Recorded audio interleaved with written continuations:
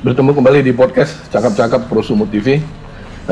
Dalam episode kali ini kami memenuhi permintaan dari para viewer yang sudah beberapa kali mengirimkan message atau japri kepada kami.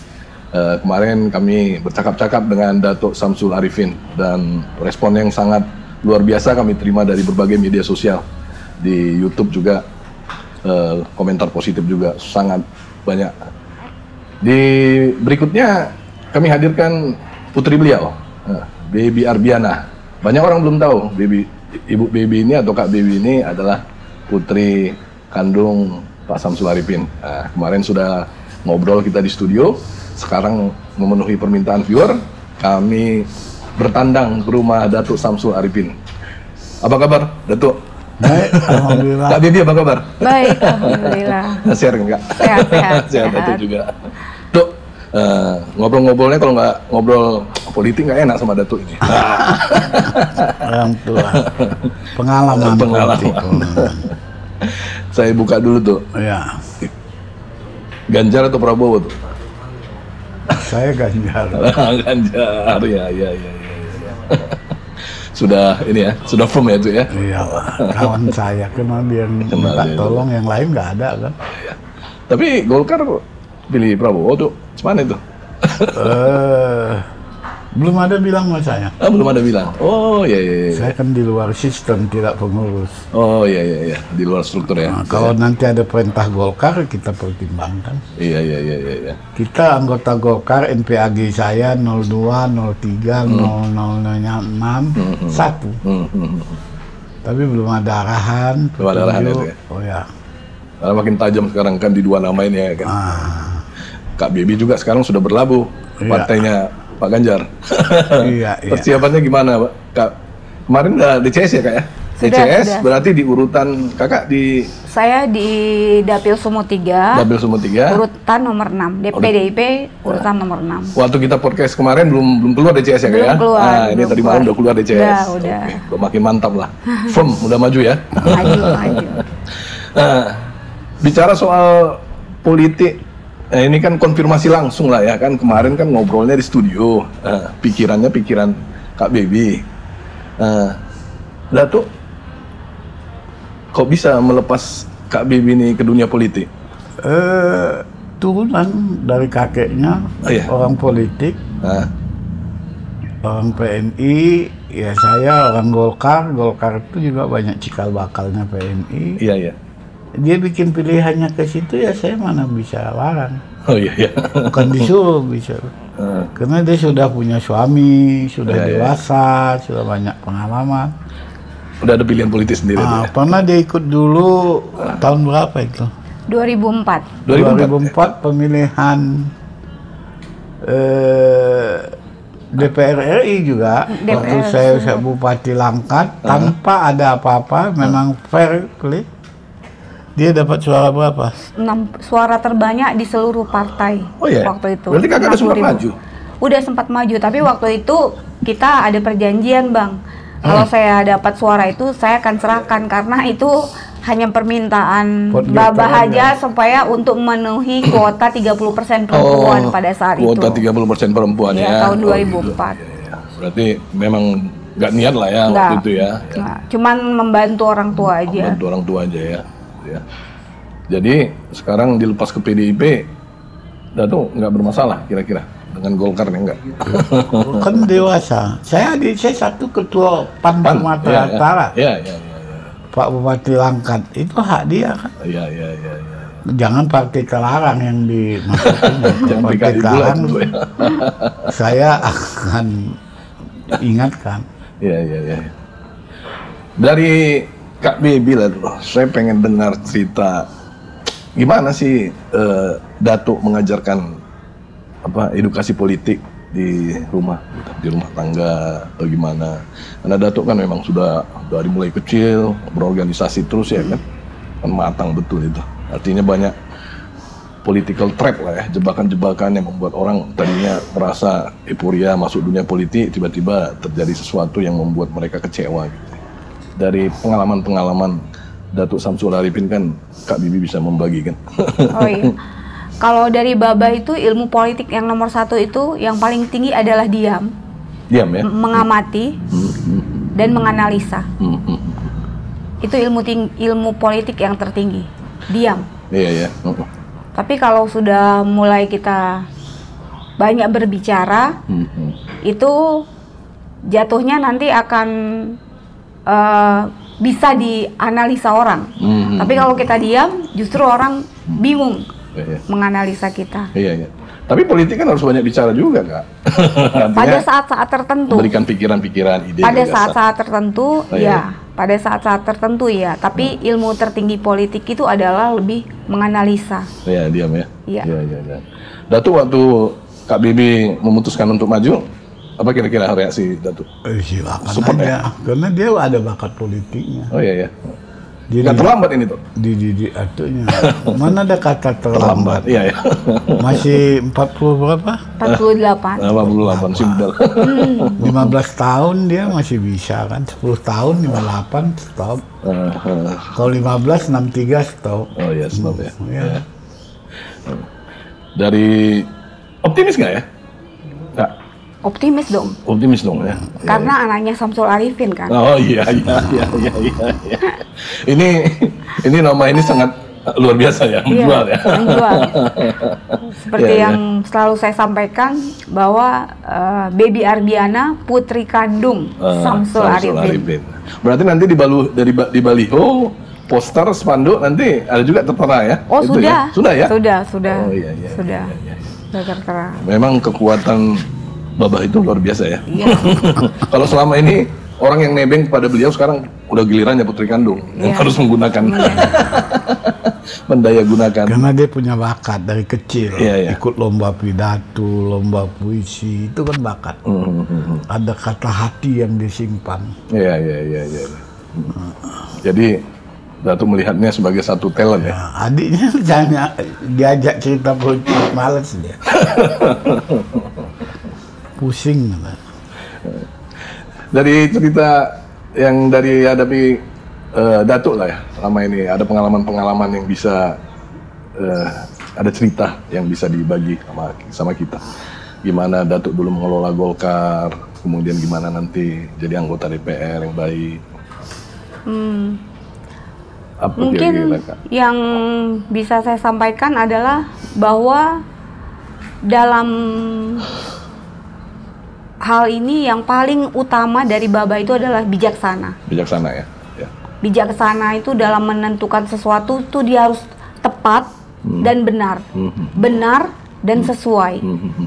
Jadi tidak bisa benar saja, tetapi juga harus sesuai. Tidak bisa sesuai saja, tetapi juga harus benar. Tepat. Harus tepat. Ya. Dapat banyak pelajaran lah ya dari situ ya. Dapat banyak. Tapi kalau misalnya ada nanti yang agak nyinyir biasa lah ya kan, netizen nyinyir. Kak Baby itu cuman nebeng nama Datuk aja sama Bapak. Siapa yang enggak begitu? Kalau saya sih saya bilang ya kalau saya jawabnya ya harus dong. Namanya juga saya anaknya. Masa orang lain yang nebeng saya nggak boleh? Gitu. Betul. Saya nggak marah bang. Saya malah senang. Malah senang. Selama ini orang sudah memanfaatkan beliau ya.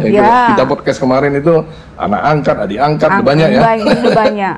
Sekarang yang kandung-kandung lah. Yang kandung-kandung. Apa kira-kira visi dan misi, Kak? Ini kalau bicara visi dan misi, kemarin kan Datuk kan sudah banyak pengalaman sebagai bupati 2 periode kan, belajar banyak. Kalau sudah turun jadi anggota DPR di Dapil 3 nanti dengan rakyat. Kak menang.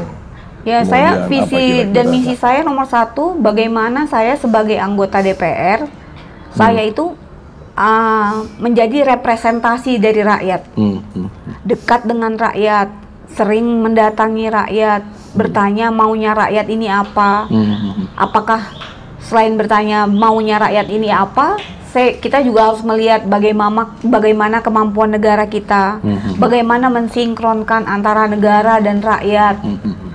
Seperti itu, Bang. Iya. Nah, tapi yang nomor 1, sekali lagi saya adalah representasi dari rakyat, khususnya representasi dari rakyat Langkat. Rakyat Langkat ya? Iya. Oh gitu. Maaf nih, kira-kira kalau ada ucapan orang, nah ini kan perlu juga jadi bagian pikiran dan bagian dari klarifikasi kan. Pak Ondim 2 bupati, kakak anggota dewan. Kayaknya Langkat itu kayaknya keluarga Samsul yang punya gitu. Sudah pantas. Iya. Sudah pantas. Dan itu saya pikir tidak terjadi hanya di tempat kita saja ya, Kita tidak saja di Langkat ya. Oke. Tapi di banyak tempat. Bahkan memang politik itu memang kalau untuk dunia juga dinasti kan. Iya. Seperti di Amerika. Potong baby. Ini kebetulan aja nih di Langkat. Ya. Dari saya ke Ondim itu bedanya 10 tahun, bukan langsung dinasti. Iya ya, 10 ya. Nah, terjadi eksiden, kita cuma dipanggil oleh Pak Mogesa dan Pak Cana, dia minta, saya tadinya mau majuin Debbie jadi bupati. Oh gitu. Dia bilang, udahlah Ondim aja jadi wakil, ya karena menghargai persahabatan, ya silakan kita mundur. Gitu. Tadinya Kak Baby yang mau maju. Iya, karena saya harus model Langkat harus lebih dimajukan. Iya. Disentuh rakyat tuh karena kehilangan. Saya 90% atau 85% waktu memimpin itu bersama rakyat, tinggal di sana, semua di sana. Kebetulan anak-anak masih kuliah, jadi tidak mengganggu time saya. Iya. Kak Baby kan lahir di sana, kecil di sana, Langkat itu kan sekolah di sana. Sampai SMA. Sesuatu yang pokoknya Langkat itu sudah bagian dari kehidupan Kak Baby lah gitu ya. Kak Baby melihat Langkat itu seperti apa sih setelah yang sekarang ini, dalam konteks sekarang ini lah? Kalau memberi penilaian mungkin saya tidak berani ya, karena penilaian itu subjektif. Tapi saya melihat banyak sekali hal-hal yang bisa kita lakukan untuk memperbaiki Langkat ini. Banyak sekali hal-hal yang bisa kita lakukan, dan itu bukan hal yang susah gitu. Iya. Yang pertama adalah yang menjadi tujuan utama saya adalah mensejahterakan orang yang susah, Bang. Iya. Itu nomor 1. Saya pernah dulu cerita-cerita sama Bupati Langkat yang sekarang, kebetulan om saya gitu ya. Kenapa enggak misalnya di Langkat itu per tahunnya dibuat perbaikan rumah, bedah rumah per tahunnya itu 5.000 rumah. Kan uangnya ada, bisa diminta dari APBD. Yang kedua, kenapa enggak di Langkat itu anak-anak yang punya kemampuan IQ yang bagus, yang kecerdasannya baik, tapi dari keluarga tidak mampu, mereka dibiayai sekolah sampai S2 misalnya, hal-hal yang seperti itu.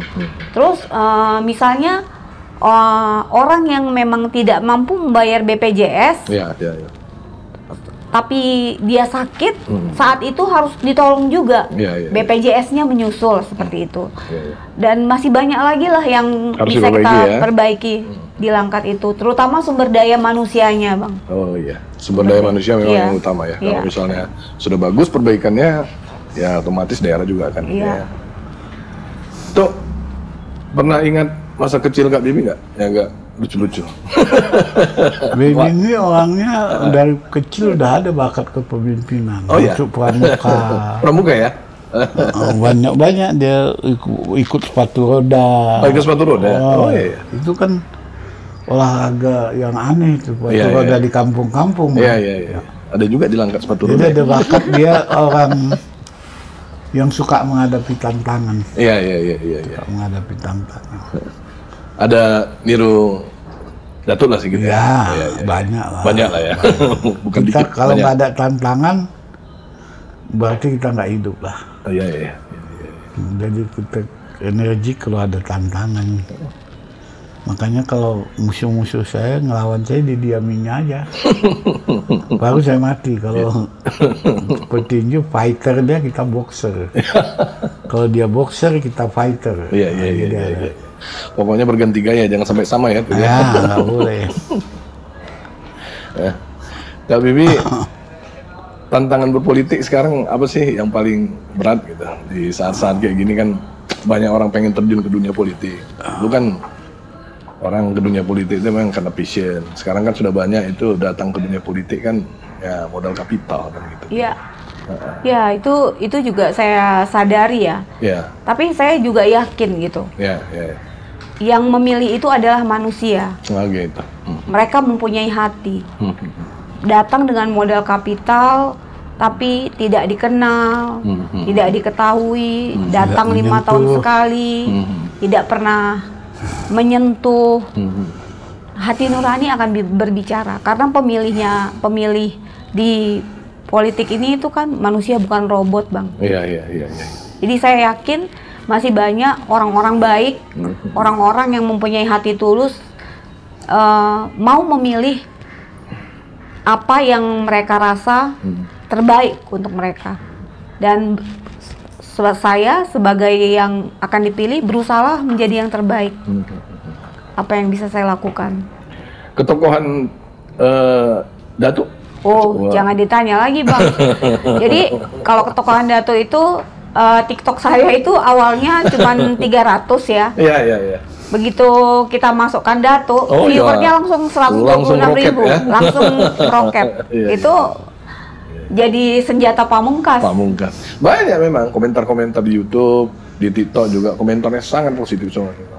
Banyak orang yang merasakan langsung berhubungan dengan Datuk kan. Saya udah pernah bertemu dengan Datuk, ya saya berfoto gitu-gitu. Iya. Memang ya luar biasa. Ya, ada juga yang sampai saya pun juga tersentuh ya. Masa ayah saya dinaikkan haji oleh Datuk gitu. Sementara Datuk kalau ditanya pernah naikkan haji nih, dia lupa. Udah lupa. Jadi banyaklah hal-hal yang seperti itu, Bang. Cerita tentang Pangkalan Brandan, bagaimana? Oke. Kalau Pangkalan Brandan gimana sekarang? Kalau Pangkalan Brandan sekarang berbeda, Bang, dengan Pangkalan Brandan yang dulu. Karena dulu di sana ada Pertamina ya. Di zaman-zaman saya kecil di sana masih ada Pertamina. Jadi waktu saya hidup di sana itu memang Pangkalan Brandan itu betul-betul makmur. Iya. Betul-betul ada makmur. Pertamina, karena ada ya? Pertamina. Tapi sekarang ada perkebunan sawit gantinya. Sekarang gantinya ada perkebunan sawit. Jadi berubah. Perkebunan sawit rakyat. Oh, iya, gitu. rakyat. Jadi masih baik, Bang. Masih baik. Artinya buktinya orang toko itu bertambah. Dulu Jalan Kartini itu nggak ada ruko-ruko, sekarang sudah penuh itu orang kita. Ditambah dengan akses jalan tol lagi ya nanti. Ya, tol. Ya, inilah yang jadi modal nanti untuk memajukan langkah di depan ya. Pertamina sedang kita dorong untuk membuat stok minyak di Brandan untuk Sumatera. Saya sedang dorong itu. Pertamina ya tuh.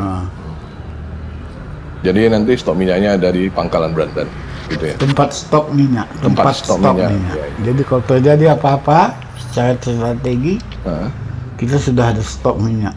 Ya. Karena kan banyak tangki-tangki di sana. Oke.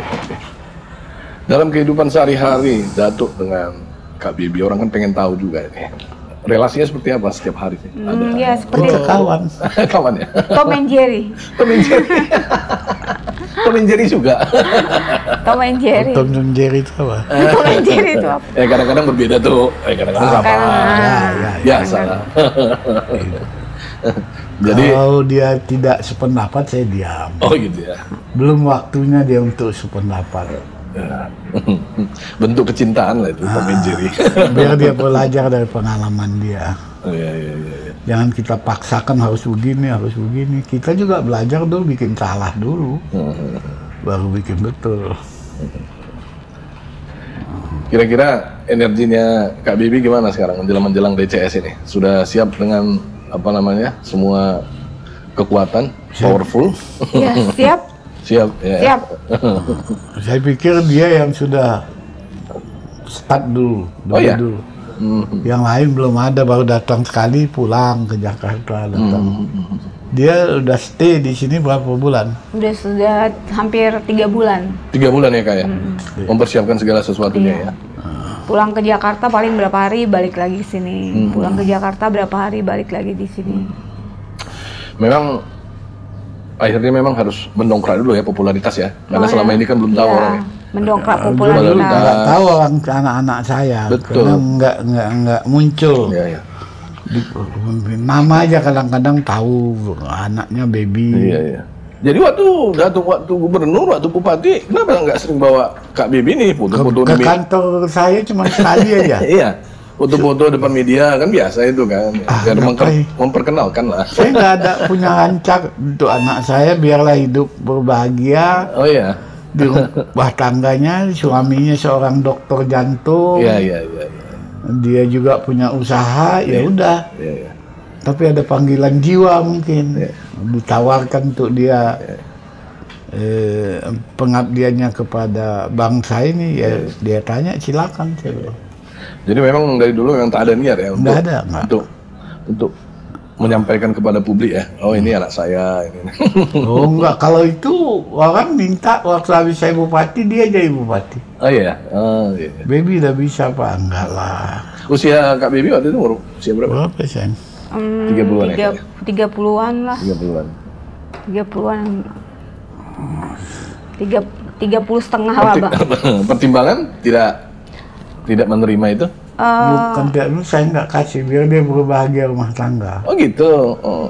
Berarti sebenarnya Datuk nggak terlalu happy, Kak. Iya. Terjun di dunia Cuman politik. hari ini di Langkat itu kebanyakan berapa ya orang asli Langkat yang calon-calon. Oh iya. Dari 10 itu saya pikir paling 3 orang. Orang asli Langkat. Iya, Nggak ada yang dia buat. Bukan kita menjelekkan hari ini, tapi selama ini jalan apa. Iya, iya. Kak Bibi beruntung lah dapat guru, dapat rembesan popularitas juga dari Datuk. Mudah-mudahan jadi satu modal sosial ya, Kak ya. Ada lagi yang mau disampaikan Kak? Kira-kira Kakak kayaknya mau banyak memberikan apa kira-kira? Kalau saya sampaikan nanti saya jadi kampanye Bang di sini. Nggak apa-apa juga. Apa juga ya. Dari hal yang positif yang bisa dilanjutkan dari Datuk Samsul. Datuk Samsul kan 2 periode bupati. Komunikasi lah. Komunikasi ya. Kalau saya sih Komunikasi rakyat dengan kita. kalau saya bahasa saya adalah kepedulian beliau terhadap rakyat, itu yang Oh gitu ya. peduli Ya. peduli. Itu yang belum ada sekarang ya. Ada sebagian tapi tidak melakukannya dengan maksimal lah. Maksimal ya. Saya pagi ini tamu saya 20, termasuk dari Malaysia datang. Oh iya. Dari mulai jam berapa tuh? Dari 7:30. 7:30. Iya. 20 orang. 20 orang. Mereka bertemu dalam rangka dia memberi diskusi. subsidi ke daerah-daerah sini. Iya. Bikin kegiatan sosial. Ada dari Singapura datang minta koordinasi, saya bantulah. Iya. Ini ke sini cari ini ke sini. Iya. Memang kedekatan Datuk dengan Ibu Mega itu sangat ini ya. Dari bapak saya. Dari bapak ya. Dari bapak. Pak Karno itu pernah pijak rumah saya di Brandon. Pak Karni. Pak Karno. Oh, Pak Karno. Soekarno. Oh, pernah pijak rumah saya di Brandon. Ibnu Stowo masih naik sepeda. Oh, Ibnu Stowo yang waktu di Pertamina. Iya, pijak rumah saya. Oh gitu. Jadi kedekatan histori itu udah dibangun dari awal-awal. Awal dari 45 lah. Dari 45. Itulah yang membuat akhirnya ya mungkin terpanggil ibu teringat, lupa minta kan? Bahas-bahas politik dulu terakhir tuh. Iya. Gimana ini mau menjelang meletakkan jabatan Gubernur Edi? Pak Jokowi ini tenang. Gubernur Edi. Oh, Gubernur Edi. Tanggal 5 selesai. Tanggal 5 selesai. Ya, selesai lah. 4,5 tahun Datuk melihat gimana? Bagus. Bagus ya. Bagus. Tapi komunikasinya kurang bagus loh. Bagus tapi belum baik. Bagus tapi belum baik. Pak Edi orangnya niatnya bagus lah. Iya. Cuman mengkomunikasikannya dia. Kurang ya? Karena terbiasa gaya tentara komando kan. Iya. Orangnya baik. Mengkomunikasi kebagusannya itu dia nggak bisa. Iya. Tapi saya suka sama dia, Jack. Iya. Kalau Bobi kira-kira udah bisa nggak siap untuk memimpin Sumatera Utara?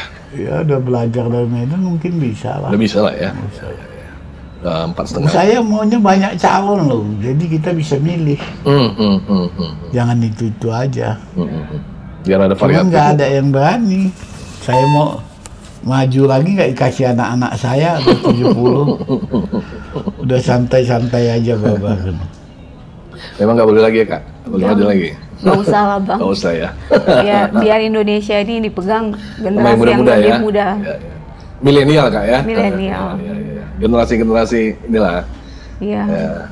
Yang baby boomer selesai dulu lah ya. Iya, sudah. Oke, terakhir Kak. Kak, mau kasih pantun nggak untuk Langkat? Oh, boleh. Beli Ebi pakai Langsat. Pilih baby dari Langkat. Mantap.